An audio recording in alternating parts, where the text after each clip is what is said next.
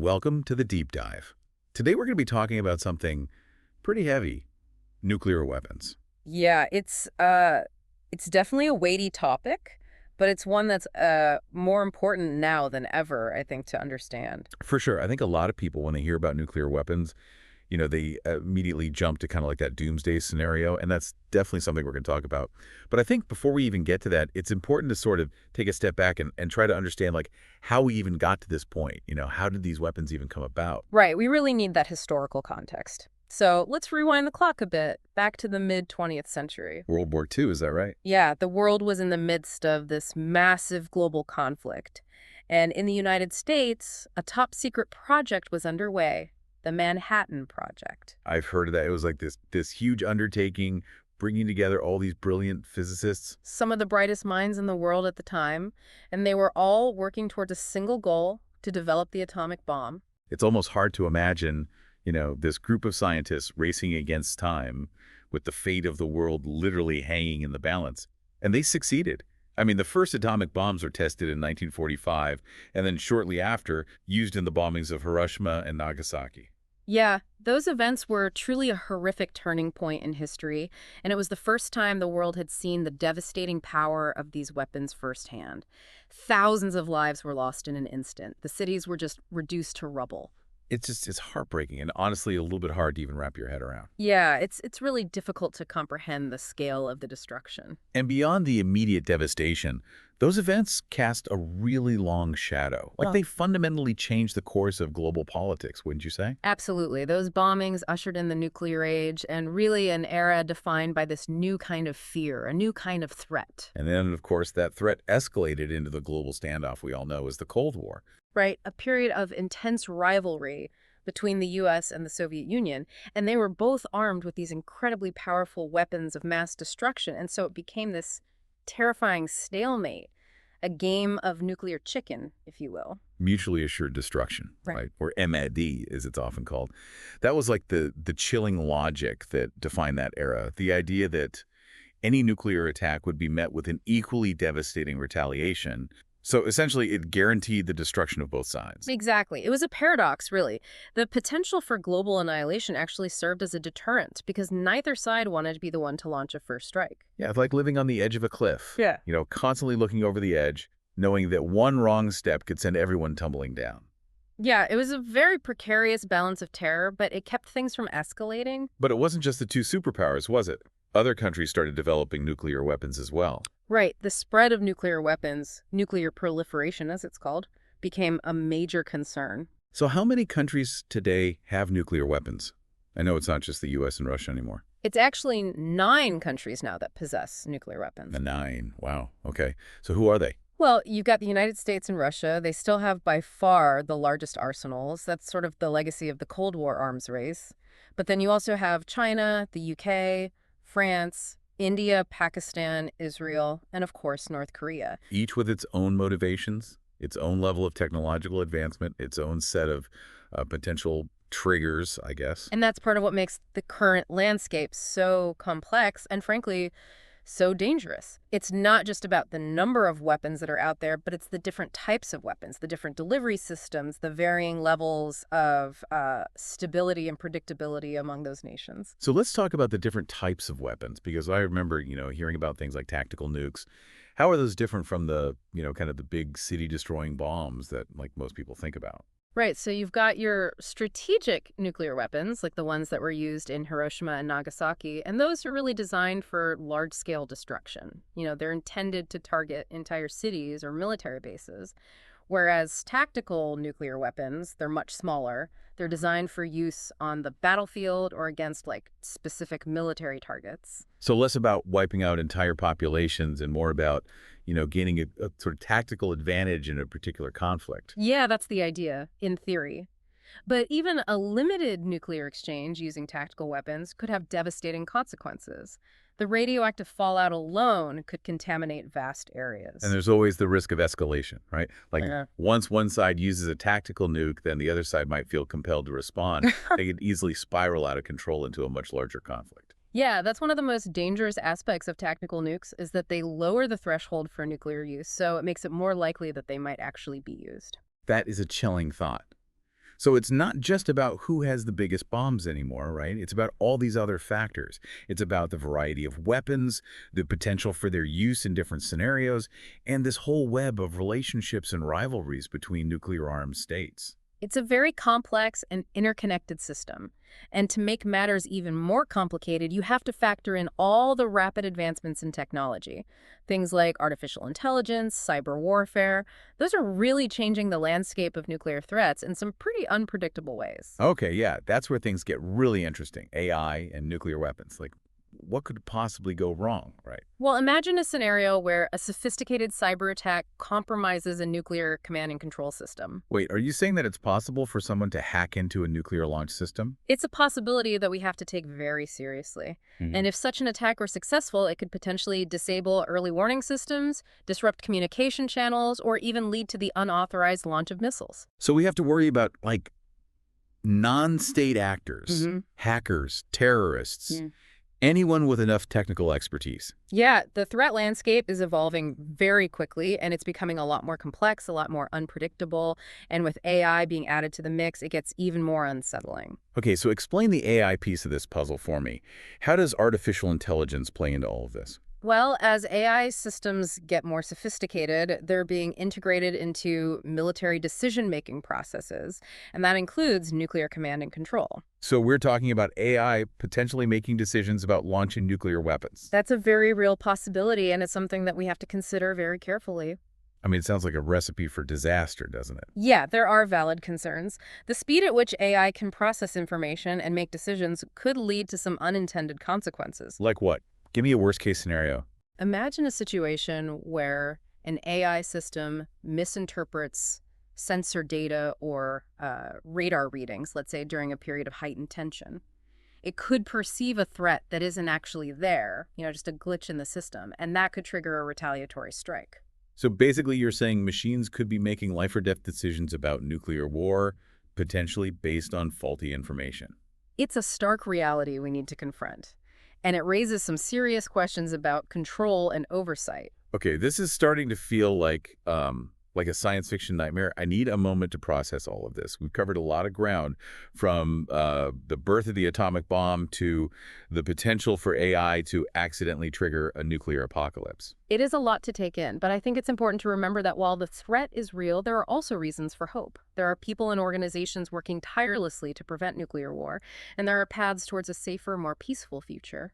Okay, yeah, let's hold on to that thought. We're going to explore those paths in part 2 of this deep dive, when we look at the solutions and strategies that are aimed at preventing this nightmare from becoming reality. Well, that was a pretty intense first half. We went from the dawn of the atomic age to the potential for AI to, like, accidentally trigger a nuclear apocalypse. It's a lot to process. Okay. But you said there's hope, right? That we're not just, hurtling towards inevitable destruction. Absolutely. While the dangers are very real and significant, it's crucial to remember that we're not just passive bystanders in this story. There are active efforts underway to prevent nuclear war, and there have been some remarkable successes along the way. Okay, that is reassuring. So where do we start? What are the key strategies for keeping these weapons in check? Well, one of the most fundamental approaches is diplomacy. International cooperation, dialogue, those are essential for building trust and reducing tensions between nuclear-armed states. I get that, like, in principle. But does that really work? I mean, can a few handshakes and treaties really stop countries from using these incredibly powerful weapons? It might sound a bit naive, but diplomacy has actually played a crucial role in preventing nuclear war.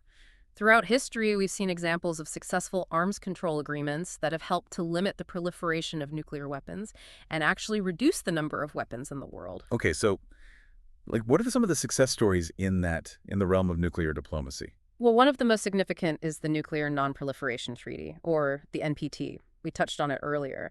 It's been signed by the vast majority of countries in the world, and it's really played a key role in preventing the spread of nuclear weapons to new countries. So it's like this global pact to sort of contain these weapons. How does that work in practice? Well, it's a complex agreement, but essentially it establishes a framework for international cooperation, monitoring, inspections. Countries that don't possess nuclear weapons agree not to develop them, and those that do commit to working towards disarmament. That all sounds good, in theory. But is everyone actually playing by the rules? I mean, we hear about countries like North Korea violating these agreements. Yeah, it's true. The NPT isn't perfect. There have been violations. But it's been remarkably effective overall.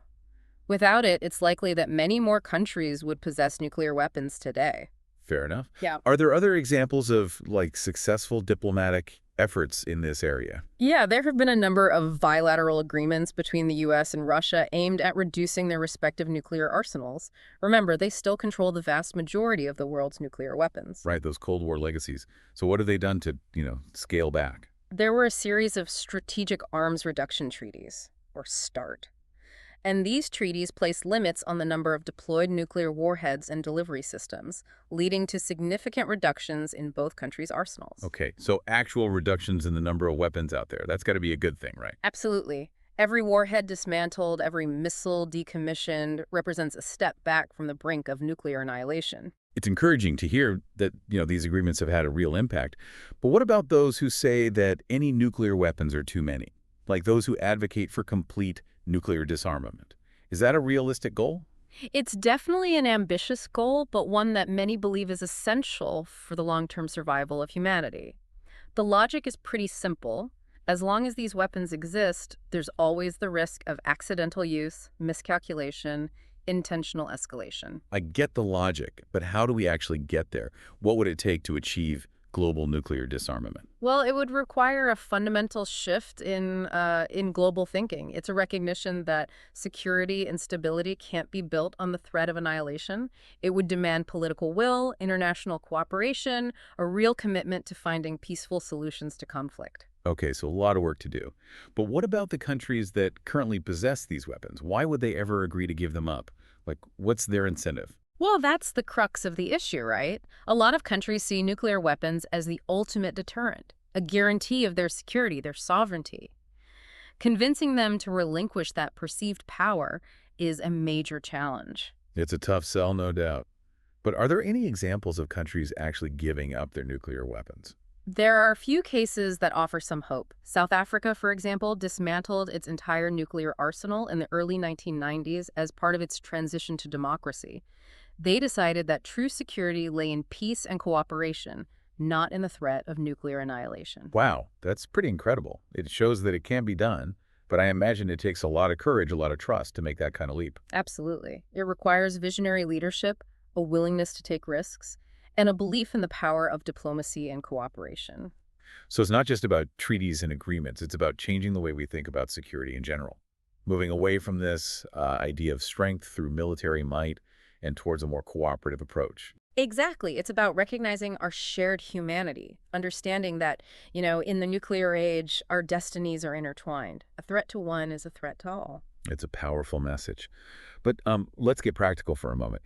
Even if we could achieve this, ambitious goal of global nuclear disarmament, how do we prevent these weapons from being rebuilt or acquired by, like, other actors? Well, that's where verification and enforcement mechanisms become really crucial. You would need a robust system of international inspections, monitoring, intelligence sharing, just to make sure that no one is secretly developing or stockpiling nuclear weapons. So like a global nuclear watchdog.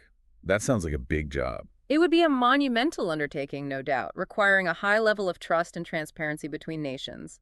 But it's essential for maintaining a nuclear-free world. Okay, so it's starting to make sense, but you talked a lot about, like, governments and international organizations. What about the rest of us? What can ordinary people do to contribute to this vision of a more peaceful world? That's a great question, and it's one I get a lot. While it might seem like this daunting global issue, there are things each of us can do. We can stay informed, educate ourselves about the risks of nuclear weapons, and about the efforts being made to prevent their use. So knowledge is power. Absolutely. We can support organizations that are working for nuclear disarmament. We can engage in constructive dialogue with our elected officials, advocate for policies that promote peace and diplomacy. I imagine spreading awareness is crucial too, right? Yeah. Like talking to friends and family, sharing information on social media, just getting the word out there. Exactly. The more people who understand the issue and demand change, the greater the pressure on our leaders to act. And this is not just a problem for governments to solve, it's a collective responsibility. It requires all of us to engage. I'm feeling a little more empowered now. It's easy to get overwhelmed by, like the enormity of the nuclear threat. But it's important to remember that we're not powerless. We can all play a part in creating a safer and more peaceful future. That's the key takeaway I hope people leave with today. While the threat of nuclear war is very real, there are people and organizations working tirelessly to prevent it, and we can all support those efforts. Well said. And on that note, I think it's time to move on to the final part of our nuclear deep dive. We've explored the history, the current threats, the potential solutions, but there's one more piece of this puzzle we need to examine. Yeah, we've discussed the possibility of nuclear war, but we haven't really delved into the science behind it. What actually happens when a nuclear bomb detonates? What are the immediate effects, the long-term effects on the environment, on human health? Okay, yeah, this is where things get really heavy. But it's important to understand the full scope of the threat. Absolutely. Knowledge is power, and understanding the true nature of the threat is crucial for motivating action. So in the final part of our deep dive, we'll take a closer look at the science of nuclear explosions and the devastating consequences that they can unleash. Sounds like a fitting conclusion to our journey. Join us in part 3 as we explore the science and the aftermath of nuclear war. It's a conversation you won't want to miss. Welcome back to the deep dive. We spent the last 2 parts of this episode exploring the history of nuclear weapons, the current threats, and the potential solutions, and it's been pretty heavy. But I think now we're getting to what might be the most unsettling part, the science behind these weapons and what actually happens when one detonates. It's definitely a sobering topic and one that's often shrouded in, a lot of technical jargon, abstract concepts.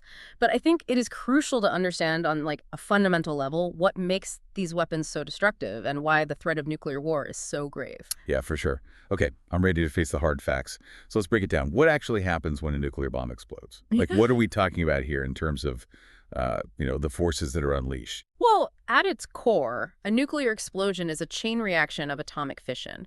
You're splitting atoms, and that process releases an immense amount of energy. We're talking, temperatures hotter than the sun, a blinding flash of light that can be seen for miles, and a shock wave that travels outward at supersonic speeds. Yeah, it's almost impossible to even imagine that kind of power. What happens to the surrounding area when that shock wave hits? Basically, everything in its path is obliterated. Buildings are flattened, infrastructure destroyed, and the landscape is just transformed into this kind of cratered wasteland. And that's just the initial blast, right? Right. The shockwave is followed by intense thermal radiation, which can cause severe burns and ignite massive fires that can rage for miles. It's hard to even fathom the scale of the destruction. And then, of course, there's the radiation. That's the part that always, I think, really terrifies me. It's invisible, insidious, and it has such long-lasting effects. Yeah, radiation is definitely one of the most insidious, long-lasting consequences of a nuclear explosion. You have the initial burst of radiation that accompanies the blast, which can be lethal to anyone within a certain radius. But then you have the fallout, the radioactive particles that are carried by the wind and can contaminate vast areas, posing a threat to human health for years, even decades to come. So even if you're, far enough away to survive the initial blast, you're still facing the danger of radiation poisoning, cancer, genetic mutations, like the list goes on. It's a pretty horrifying thought. Yeah, it is. And it's important to remember that the effects of radiation don't just stop with the individuals who are directly exposed. Those genetic mutations can be passed down through generations, affecting the health and well-being of future populations. We've talked about the immediate impacts, the blast, the heat, the radiation. But what about the long-term consequences for the planet as a whole? Like what happens in the aftermath of a nuclear war? That's where the concept of nuclear winter comes in. It's this terrifying phenomenon that scientists believe could occur following a large-scale nuclear war. The massive fires ignited by nuclear explosions would release huge amounts of smoke and soot into the atmosphere. And that would block out the sun. Exactly. This thick cloud of smoke and soot could linger in the atmosphere for months or even years, preventing sunlight from reaching the Earth's surface, which would lead to a really dramatic drop in global temperatures, essentially plunging the planet into a prolonged period of darkness and cold. So not just widespread destruction and radiation, but a potential ice age as well. That sounds like something out of a dystopian science fiction film. It's a chilling prospect. Scientists have modeled and studied nuclear winter extensively, and it could disrupt agriculture, leading to widespread famine. It could collapse ecosystems, causing mass extinctions, and it could potentially trigger all these cascading climate feedback loops that would further destabilize the planet. It's hard to imagine any form of civilization surviving that kind of catastrophe. I mean, we're talking about the potential extinction of the human race, aren't we? The long-term consequences of a large-scale nuclear war are really difficult to predict with certainty, but the potential for widespread death, suffering, environmental devastation is just undeniable. It's a risk we simply cannot afford to take. Yeah, I think you've made that abundantly clear. We've spent this episode exploring the history, the threats, the potential solutions, and now the terrifying reality of what a nuclear war would look like. It's been a sobering journey, to say the least. What's the final message you want our listeners to take away from all of this? My hope is that listeners will leave this deep dive with a renewed sense of urgency about the threat of nuclear war. These weapons are not abstract concepts. They are real, they are powerful, and they pose an existential threat to humanity. But I also want to emphasize that we are not powerless. There are things we can do individually and collectively to reduce the risk and work towards a future free from this nuclear menace. I think you've given us a lot to think about and made a compelling case for why this issue deserves our attention. So thank you for sharing your expertise with us today. It's been my pleasure. And remember, while the threat is real, so is our capacity for hope, for action, and for building a better future. It's up to all of us to choose that path. Well said. And on that note, we'll leave you with this final thought. The future is not predetermined. It's up to us to create the world we want to live in. A world where peace and security are not built on the threat of annihilation, but on cooperation, understanding, and a shared commitment to the survival of humanity. Thanks for joining us on this deep dive.